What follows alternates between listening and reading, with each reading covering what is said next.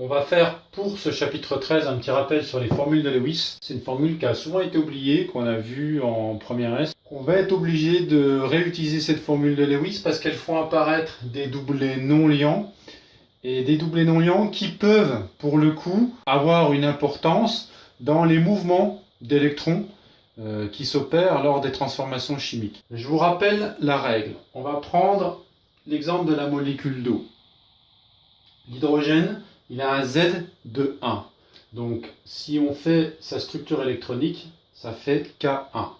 Un électron sur la couche externe. L'oxygène, il a un Z de 8. Sa structure électronique, ça va donc donner K2, L6. 6 électrons sur sa couche externe. Je fais apparaître les deux hydrogènes, l'oxygène. L'hydrogène avec son électron, l'oxygène avec 1, 2, 3, 4, 5, 6. Que ce soit l'hydrogène ou l'oxygène, ces atomes sont instables dans l'état actuel puisqu'ils ne satisfont pas aux règles du duet pour l'hydrogène et à la règle de l'octet pour l'oxygène. Donc l'hydrogène, il faut absolument qu'il arrive à capter un électron supplémentaire pour satisfaire à la règle du duet, et l'oxygène, il faut qu'il capte 2 électrons supplémentaires pour avoir la structure électronique K2L8 et ainsi satisfaire à la règle de l'octet. Donc que font les atomes? L'hydrogène place son électron, le seul qu'il a, proche de l'oxygène. L'oxygène, lui, en place 1 également proche de l'hydrogène. En fait, ils mettent chacun de leur côté leurs électrons en commun. Cet électron-là va également venir commun à l'hydrogène et l'électron qui était ici va devenir commun à l'oxygène. Du coup, cet hydrogène se retrouve avec à proximité 2 électrons autour de lui. C'est gagné, il a la structure électronique K2 de l'hélium, du gaz noble le plus proche, il satisfait la règle de duet, il est stable.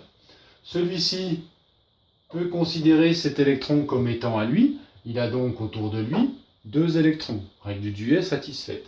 Et notre oxygène, il a 1, 2, 3, 4, 5, 6, 7, 8 électrons autour de lui, qu'il peut considérer comme étant les siens, en tout cas celui-ci et celui-ci.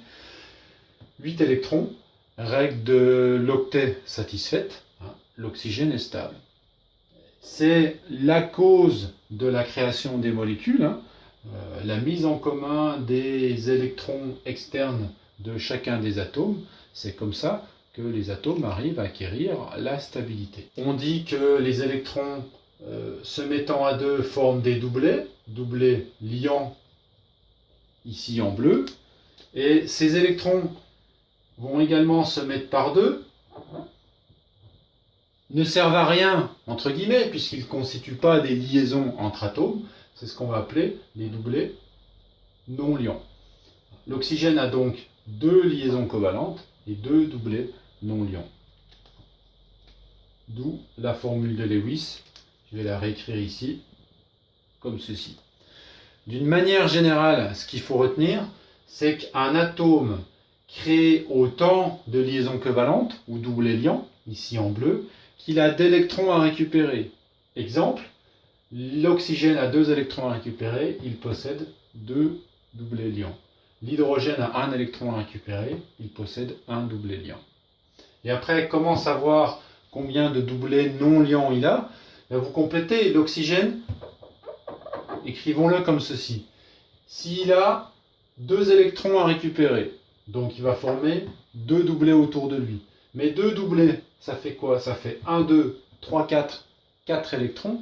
Il lui en manque encore 4 pour satisfaire à la règle de l'octet.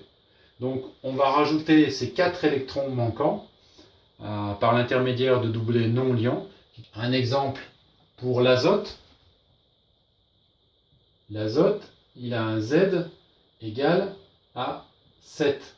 Sa structure électronique, c'est donc K2, L5. L'azote a 3 électrons à récupérer pour satisfaire à la règle de l'octet. L'azote va donc créer 3 doublets liants. Mais 3 doublets liants, ça fait combien? 1, 2, 3, 4, 5, 6 électrons. Il lui manque donc 2 électrons par l'intermédiaire d'un doublet, cette fois-ci non-liant.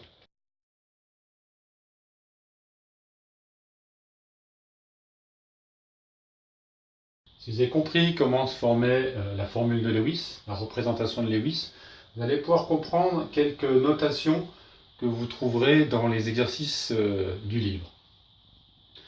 On trouve notamment un ion qu'on connaît bien dans un exercice, c'est l'ion oxonium, H3O+, et vous l'avez dans l'exercice noté comme ceci. On va essayer de comprendre pourquoi l'atome d'oxygène porte une charge positive et du coup l'ion globalement est positif. Si on reprend ce qu'on a dit précédemment, l'atome d'oxygène il a 2 doublets non liants et 2 doublets liants. On compte le nombre d'électrons qui lui sont propres. 1, 2, 3, 4, ça c'est des électrons qu'il ne partage pas, plus un cinquième dans ce doublet là, plus un sixième dans celui-ci. Mais le septième et le huitième sont des électrons partagés, partagés avec l'atome qui va être là et celui qui va être ici. Donc en fait, à lui, propre à lui, l'atome d'oxygène n'a que 6 électrons.